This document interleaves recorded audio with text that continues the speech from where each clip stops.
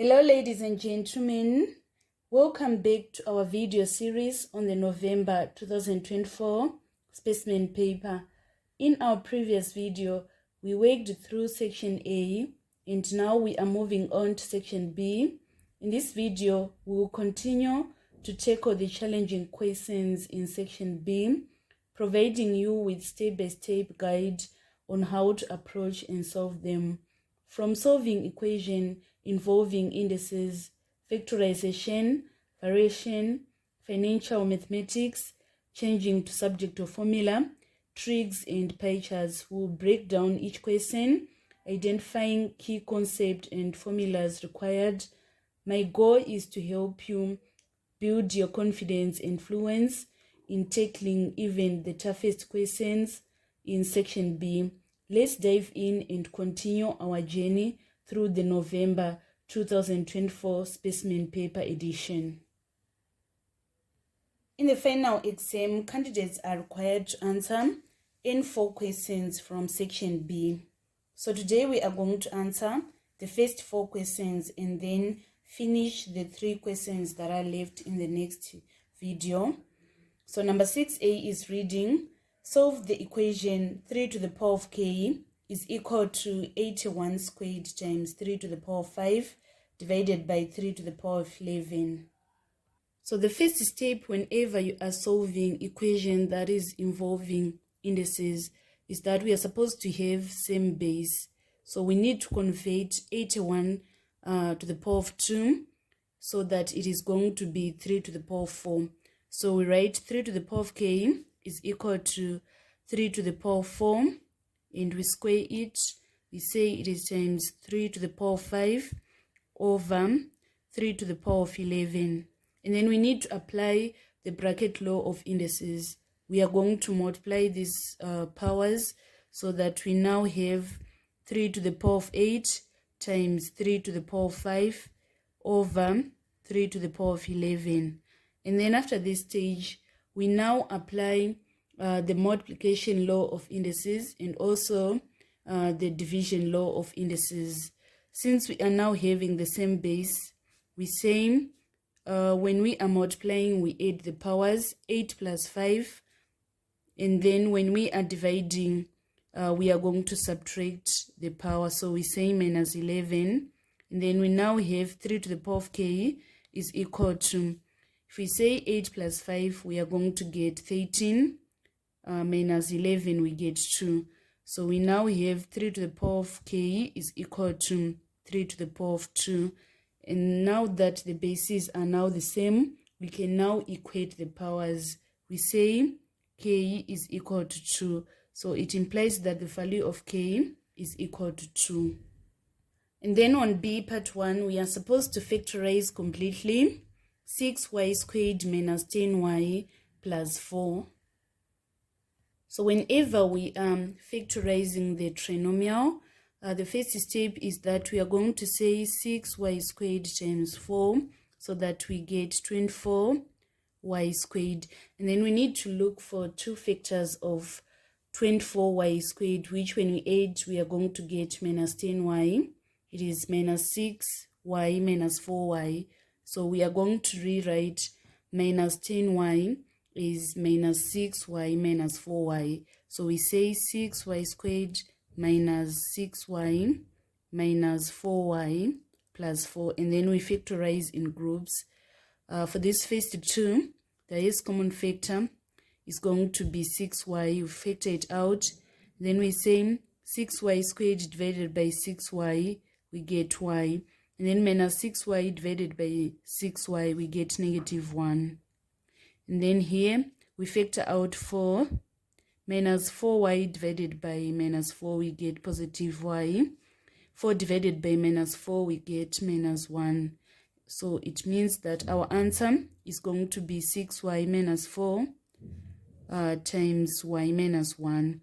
And then this one is supposed to be factorized further. So in order to factorize it further, we are going to factor out 2. And then we say 2 into 6y, we get 3y. 2 into minus 4, we get minus 2. Then we are now having this is our final answer. Then on part 2, want to factorize ax plus b plus a plus bx. So this question requires us to first do the rearrangement because we can't factorize ax plus b. There are no common factors. So we are going to say ax plus a plus b plus bx. We have rearranged so that we have grouped the common factors on their own. So for ax plus a, the highest common factor is going to be a. We factor it out. Then we say ax divided by a, we get x. A divided by a, we get 1. And then for this group, the highest common factor is b. And then if we say bx divided by b, we are going to get our answer is x. And then b divided by b, we are going to get our answer is positive 1. So it implies that our answer is going to be x plus 1, a plus b. Next question, we are supposed to express 6 over 2x minus x squared minus 3 over x as a single fraction in its simplest form. So the first step here is that we are going to factorize this 2x minus x squared. It is going to be x times 2 minus x minus 3 over x. And then after this step, we now write the lowest common multiple of our denominators, which is x times 2 minus x. So we are going to say x over 2 minus x. And then after that, we say this expression into this expression, we get 1, and we multiply by 6 to get 6.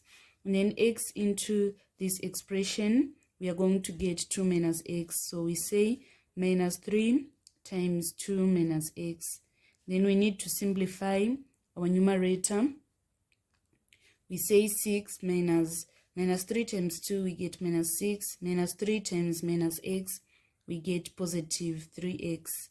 All over x over 2 minus x. So 6 minus 6, we are going to get 0.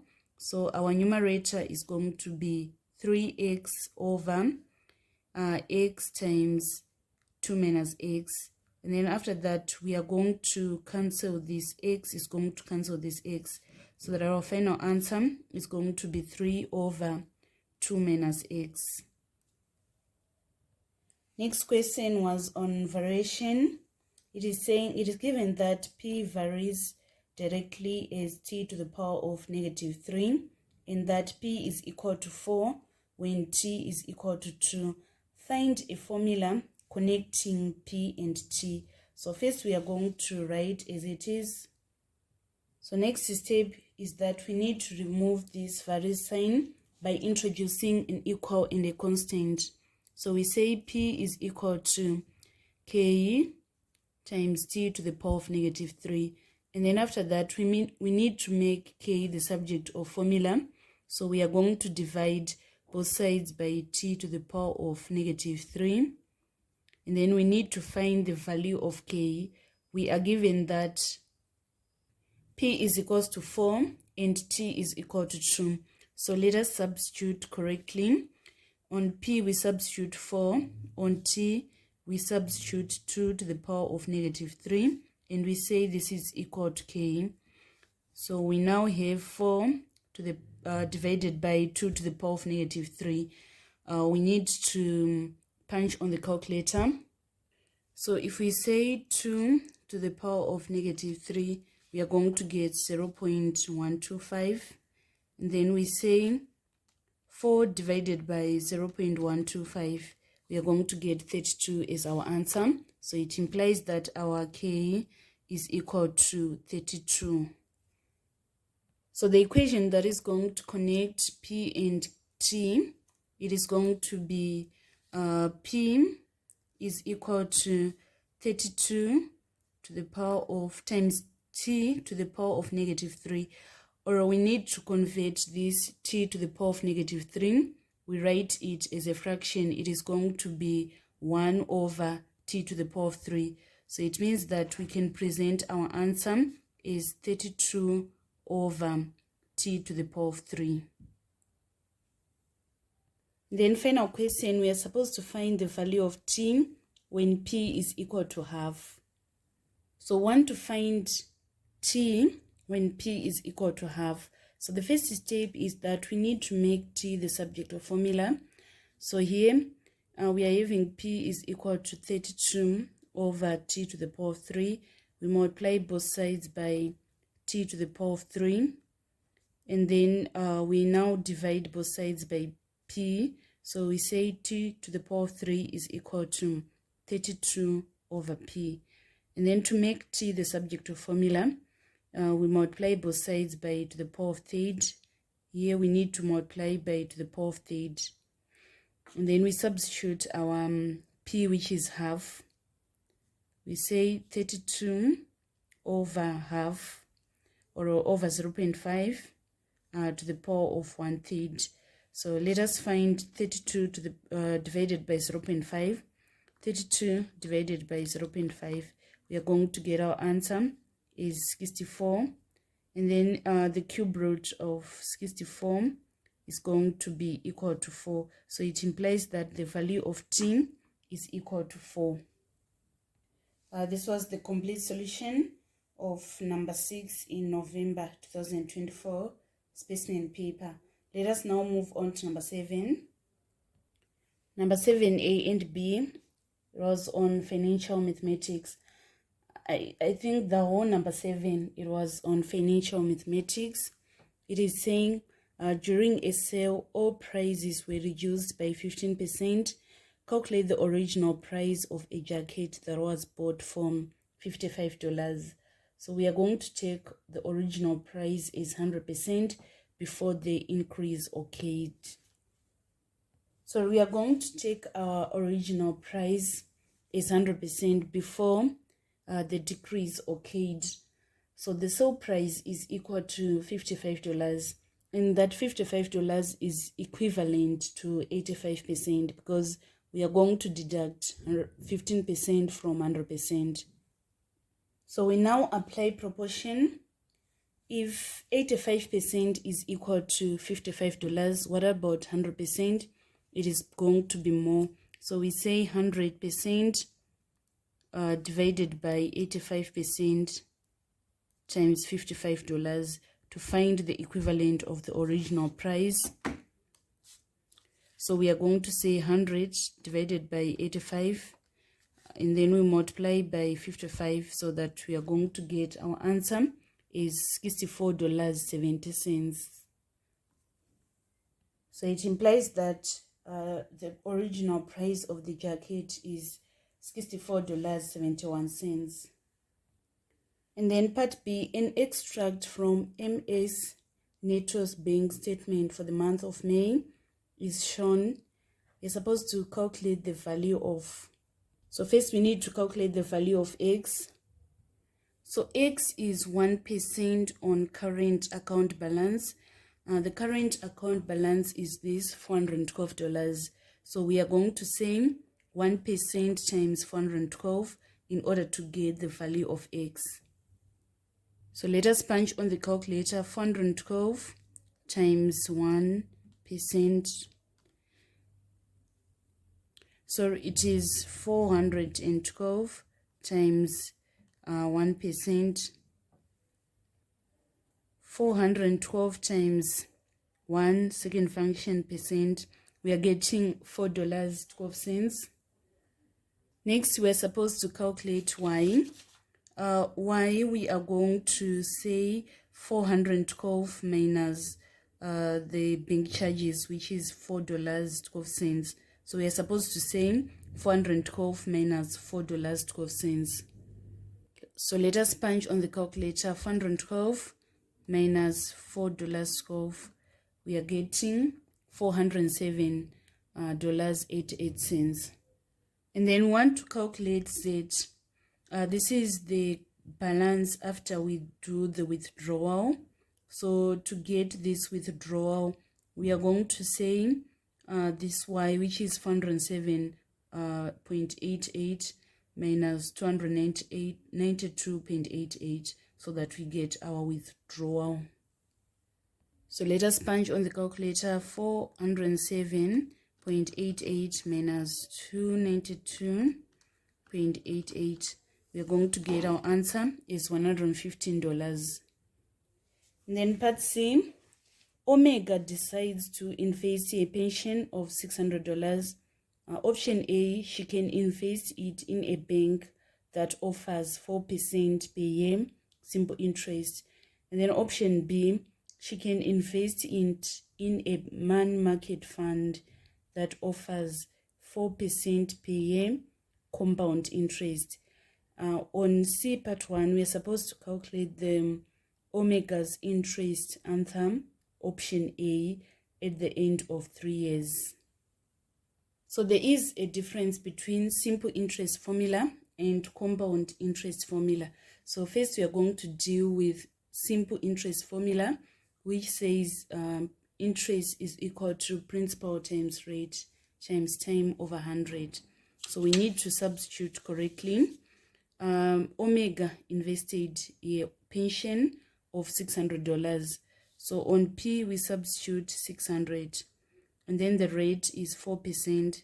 We substitute 4 here, and then time is 3 years, and we say O over 100.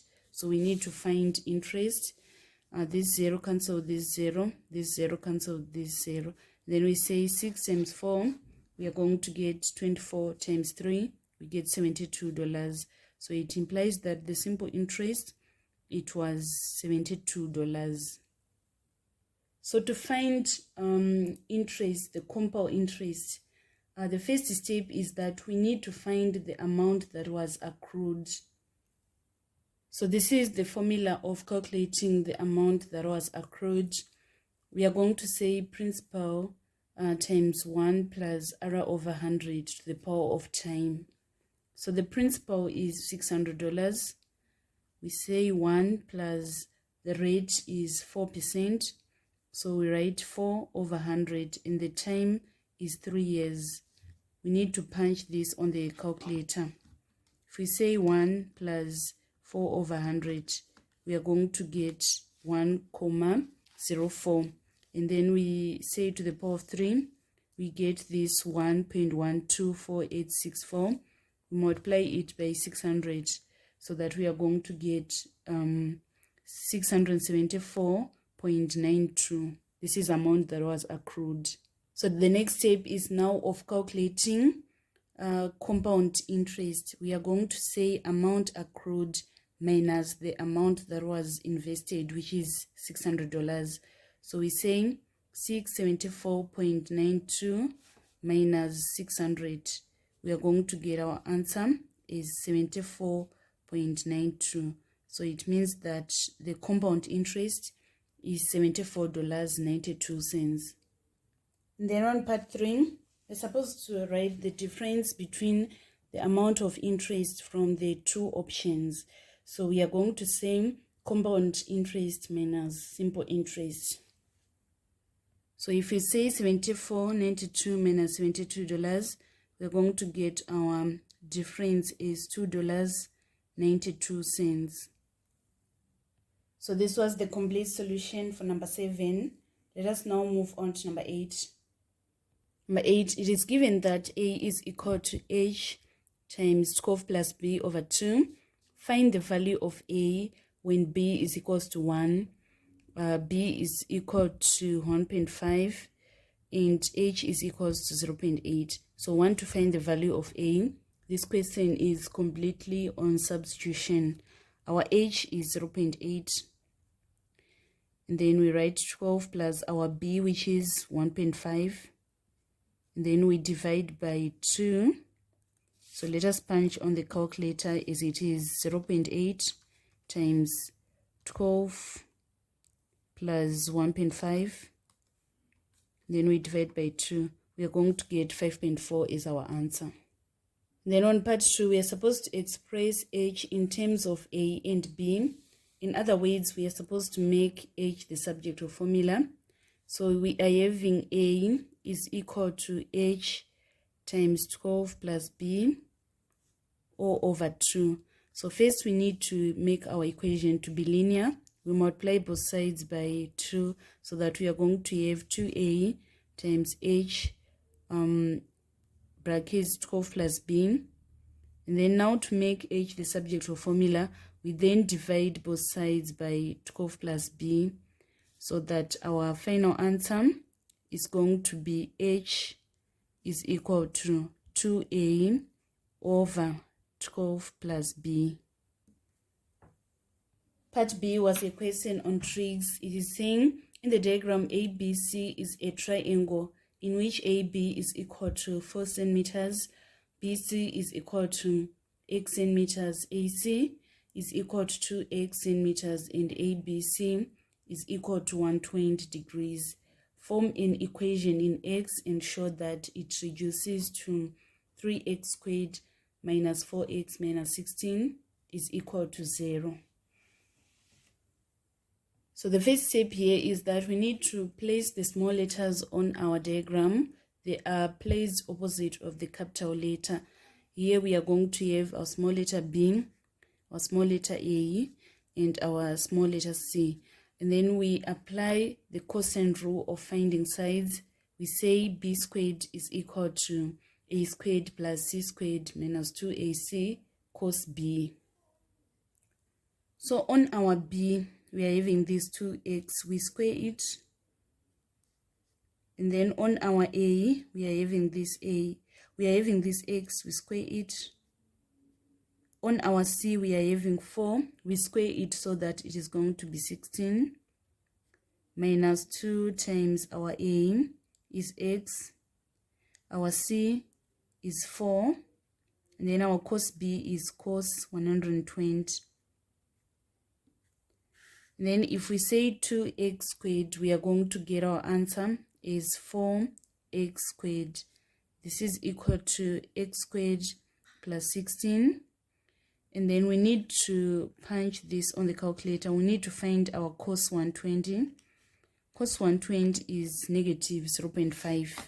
So it means that we are going to say minus 2 times minus 0.5, we get 1. 1 times 4, we are going to get 4 times x, we get 4x. Next step, we are going to shift everything to this side, so that we say 4x squared minus x squared plus 4x minus 16 is equal to 0. And then 4x minus x squared, we get 3x squared plus 4x minus 16 is equal to 0, of which the question is requiring us to show that our answer reduces to 3x squared plus 4x minus 16 is equal to 0, which we have managed to do. Then part 2, solve the equation 3x squared minus 4x minus 16 is equal to 0, giving the answers correct to 3 significant figures. So this question is requiring us to apply the quadratic formula. You should know the quadratic formula by head. It says x is equal to minus b plus or minus square root of b squared minus 4ac all over 2a. So our a is this 3, our b is this 4, and then our c is negative 16. So we are going to substitute correctly. Minus b, it means that we now have minus 4. Can you kindly correct here? It is supposed to be positive 4x, because if we say negative times negative 0.5, we are going to get positive 4x. So when we shift it to this side, it is going to be negative 4x. So it means that our b is supposed to be negative 4. So we are going to say minus 4 plus or minus, and then b squared, it is now minus 4 times minus 4, we get 16. And then we say minus 4, our a is positive 3, and then our c is negative 16. Then we say O over 2 times A, which is 2 times 3. So here we now have positive 4 plus or minus. We need to solve what is inside the square root sign. If we say 4 times 3 times 16, we are going to get 192. We say 192 plus 16, we get 208. So it means that we are having 208 here. This is O over 6. So our options are either x is going to be 4 plus square root of 208 over 6, or it is going to be 4 minus square root of 208 over 6. So we need to punch this on the calculator. If we say 4 plus square root of 208, and then we divide by 6, we are going to get our answer is 3,07. We're supposed to round correct to 2 decimal places. And then next option, we say 4 minus square root of 208 divided by 6. We are going to get minus 1.74, correct to 2 decimal places. So our answers, we are going to leave them as 3.07 or a negative 1.74. The question is requiring us to write correct to the 3 significant figures, which we have managed to do, because to 3 significant figures and also to 2 decimal places, they are the same thing. So finally today we are going to cover number 9. It was a question on pie charts. It is saying the pie chart represents the time, that is hours spent by 240 people on charity work. You're supposed to find the value of x. So what you should understand is that if we add this 90 plus 90 plus 120 plus x, we are supposed to get 360 degrees. So that is what we are going to do. So we're saying 360 minus 90 plus 90 plus 120, we get 60 degrees as our answer. We're supposed to find the value of P. This is our P. So the first step is we need to find the angle that is representing 2 to 4. So this is 2 to 4. It is represented by this 90 degrees. So we are going to say 90 over 360 times the total population, which is 240 people. So if we say 90 divided by 360 times 240, we are going to get our answer is 60 people. Next, we are supposed to calculate Q. Q is from 4 to 6. So 4 to 6, we calculated 60. We are going to say 60 over 360 times 240. So let us punch on the calculator. 60 divided by 360 times 240. We are going to get 40 people as our Q. And then R is 6 to 8, which is represented by 90 degrees. So we are just going to say 90 over 360 times 240, so that we get our answer is 60 people. Then on part C, we want to calculate an estimate of the mean time spent on charity work. So first of all, we need to find the midpoints. Here we say 0 plus 2 divided by 2, 2 plus 4 divided by 2, 4 plus 6 divided by 2, 6 plus 8 divided by 2. And then we need to multiply by the corresponding frequency. And then after that, we divide the total by 240. So we need to punch this on the calculator. We are going to get our answer is 3 2/3. So either we are going to write 3 2/3 hours, or we write it as 3 hours, 40 minutes. So let us now move on to the next question. Part D is saying 2 people chosen at random from the whole group. Find the probability that they both spent more than 4 hours doing the charity work. So first we need to find the probability of spending more than 4 hours doing the charity work. So more than 4 hours, we are having this 40 plus 6. So the probability is going to be, first probability is going to be 100 over 240. And then the probability of reselecting from the same group is going to be 99 over 239. So our probability, we say 100 over 240 times 99 over 239. Let us punch on the calculator. 100 over 240 times 99 over 239.